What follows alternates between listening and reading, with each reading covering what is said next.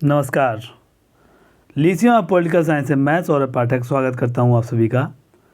आज हम लोग भारत के सर्वोच्च न्यायालय के गठन, क्षेत्राधिकार और शक्तियों के बारे में पढ़ेंगे। तो आइए प्रारंभ करते हैं। सबसे पहले ये जानते हैं भारत की जो न्यायपालिका है, न्यायपालिका की जो व्यवस्था है वो एकीकृत व्यवस्था है। एकीकृत का मतलब ये होता है कि ऊपर से लेके और नीचे तक सब एक क्रम में निर्धारित होते हैं। अगर पॉलिटिकल साइंस पढ़ने वाले हों तो आप पद सोपान जानते होंगे। एक पद से दूसरा पद जुड़ा होता है। यहाँ ऊपर सर्वोच्च न्यायालय, उसके नीचे उच्च न्यायालय और उसके नीचे जिला न्यायालय, फिर मुंसिफ और फिर पंचायत न्यायालय आते हैं। कुछ प्रमुख बिंदु हैं सर्वोच्च न्यायालय के। सर्वोच्च न्यायालय की जो स्थापना थी वो 1 अक्टूबर 1937 को हुई थी और उस समय इसे भारत का संघीय न्यायालय कहते थे। उसके बाद जब अपना संविधान बना तो 28 जनवरी 1950 को यह भारत के उच्चतम न्यायालय के रूप में कार्य करने लगा। सर्वोच्च न्यायालय तिलक मार्ग, नई दिल्ली, दिल्ली में स्थित है और इसके वर्तमान मुख्य न्यायाधीश नूतन पाली वेंकटरमन है, जिनका कार्यारंभ 24 अप्रैल 2021 को हुआ है।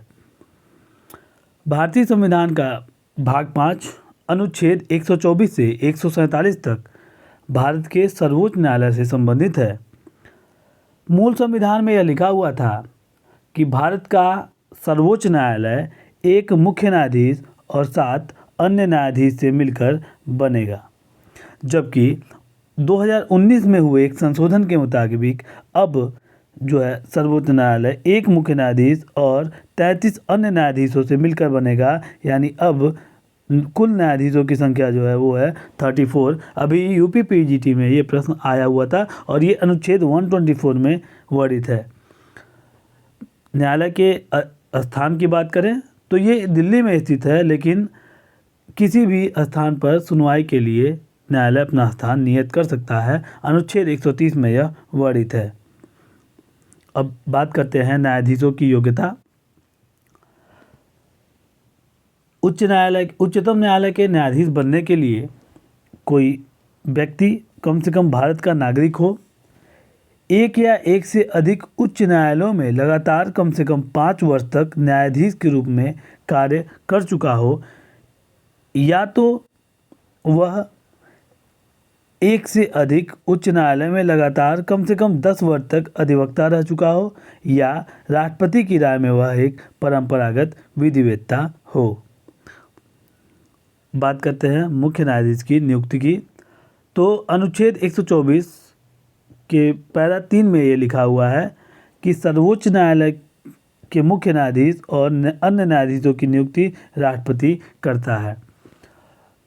एक विवाद हुआ था जिसमें जो इसके पहले 1967 तक लगभग वरिष्ठता का सिद्धांत के आधार पे मुख्य न्यायाधीश बनते रहे, लेकिन बाद में एन रे करके एक न्यायाधीश थे, उनके नीचे 3 न्यायाधीशों को की वरिष्ठता का उल्लंघन करते हुए उनको जो है मुख्य न्यायाधीश बना दिया गया और जिस पर विवाद हुआ। और लास्ट में 1993 में एक जो है समिति गठन की गई, उसने यह निर्णय दिया कि भारत के मुख्य न्यायाधीश पद पर उच्चतम न्यायालय के वरिष्ठतम न्यायाधीश की ही नियुक्ति की जाएगी, जिससे आगे इस प्रकार के विवादों से बचा जा सके।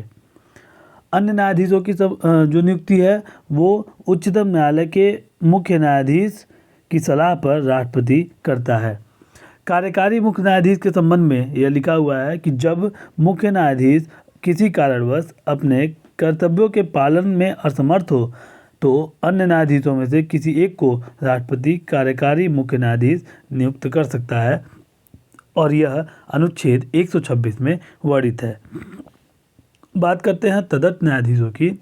तो तदर्थ न्यायाधीशों की नियुक्ति मुख्य न्यायाधीश द्वारा राष्ट्रपति की पूर्व सहमति से की जाती है। यानी तदर्थ न्यायाधीशों की जो नियुक्ति है वह मुख्य न्यायाधीश करता है, लेकिन उसके पहले उसको राष्ट्रपति की स्वीकृति लेनी होती है। उसके अलावा तदर्थ न्यायाधीश वही व्यक्ति हो सकता है जो उच्चतम न्यायालय के न्यायाधीश नियुक्त किए जाने की योग्यता रखता हो, और ऐसा वर्णन दिया है अनुच्छेद 127 में। बात करते हैं न्यायाधीशों की पदावधि की, तो उच्चतम न्यायालय के सभी न्यायाधीश 65 वर्ष की आयु तक अपना पद धारण करते हैं, लेकिन अगर कोई न्यायाधीश चाहे तो वह राष्ट्रपति को संबोधित करते हुए त्यागपत्र दे सकता है। इसके अतिरिक्त अनुच्छेद 124 पैरा 4 में यह वर्णित है कि सर्वोच्च न्यायालय के मुख्य न्यायाधीशों को उनके पद से हटाया जा सकता है, लेकिन केवल 2 चीज़ें हैं उसमें जिसके आधार पे उन्हें हटाया जा सकता है। एक है सिद्ध कदाचार अथवा असमर्थता। नेक्स्ट पॉइंट, अन्य न्यायाधीशों की नियुक्ति। सर्वोच्च न्यायालय के न्यायाधीशों को ये लिखा हुआ है कि अनुच्छेद 124 पैरा 4 में केवल सिद्ध कदाचार या असमर्थता के आधार पर हटाया जा सकता है। शपथ की बात करते हैं तो संविधान की 3री अनुसूची में उच्चतम न्यायालय के न्यायाधीशों के द्वारा लिया जाने वाला शपथ दिया गया है, और वह राष्ट्रपति या राष्ट्रपति के द्वारा नामित किसी व्यक्ति के सामने शपथ लेते हैं।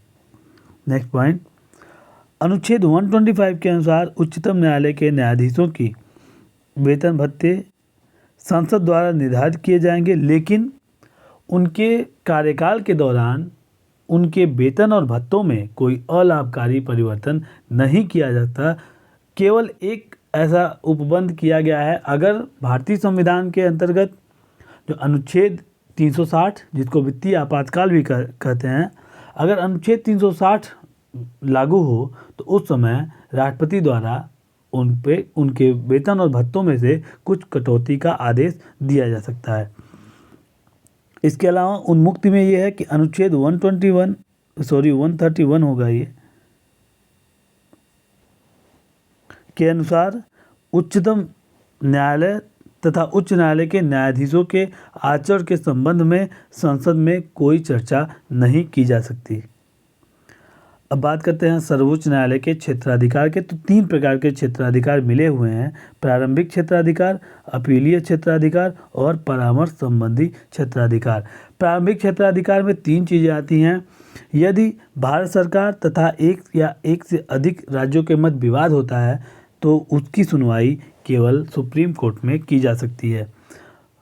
उसके अतिरिक्त ऐसे विवाद जहां भारत सरकार तथा एक या एक से अधिक राज्य एक तरफ और एक या अधिक राज्य दूसरी तरफ हो तो उनकी भी सुनवाई केवल सुप्रीम कोर्ट में ही की जा सकती है।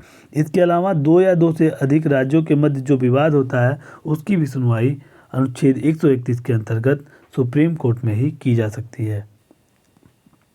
इसके अलावा चूँकि सर्वोच्च न्यायालय भारत के संविधान का रक्षक है और मूल अधिकारों का भी रक्षक है, तो अनुच्छेद 32 के अनुसार वह मूल अधिकारों को लागू करवाने के लिए 5 प्रकार के लेख जारी करता है, जिसमें बंदी प्रत्यक्षीकरण, प्रतिदेश, परमादेश, अधिकार भिक्षा और उत्प्रेषण सम्मिलित हैं। इसके अतिरिक्त जो दूसरा अधिकार है उसका वो है अपीलीय क्षेत्राधिकार। इसके अतिरिक्त इसमें यह है कि अगर उच्च न्यायालय यह निर्धारित कर देता है या कह देता है कि किसी मुकदमे में कोई संवैधानिक प्रश्न है, संविधान की व्याख्या के संबंधित कोई प्रश्न है, तो उसकी सुनवाई केवल सुप्रीम कोर्ट में ही की जा सकती है। वहीं सिविल मामलों में अगर उच्चतम न्यायालय यह कह देता है कि इस किसी मुकदमे के अंदर विधि की व्याख्या से संबंधित कोई प्रश्न है तो उसकी भी सुनवाई केवल सुप्रीम कोर्ट में की जा सकती है। इसके अतिरिक्त आपराधिक मामलों में अगर कोई निम्नस्थ न्यायालय से या अधीनस्थ न्यायालय से मंगवा के उच्च न्यायालय किसी को मृत्युदंड दे सकता है तो उसके खिलाफ सुप्रीम कोर्ट में अपील की जा सकती है। बात आती है परामर्श संबंधी क्षेत्राधिकार की। तो अनुच्छेद 143 के अंतर्गत यह दिया हुआ है कि अगर राष्ट्रपति कोई परामर्श मांगता है अनुच्छेद 143 के अनुसार तो सुप्रीम कोर्ट उसको परामर्श दे सकता है, लेकिन ध्यान रखने की बात यह है कि सुप्रीम कोर्ट को यह बाध्य नहीं है सुप्रीम कोर्ट इस चीज़ के लिए कि वह परामर्श देगा, यानी वह परामर्श दे भी सकता है और देने से मना भी कर सकता है। जैसा कि राम मंदिर विवाद में हुआ था, राष्ट्रपति ने सलाह मांगा लेकिन सुप्रीम कोर्ट ने किसी प्रकार की सलाह देने से मना कर दिया था। बात करते हैं अभिलेख न्यायालय की। अभिलेख न्यायालय पहले हम समझते हैं होता क्या है।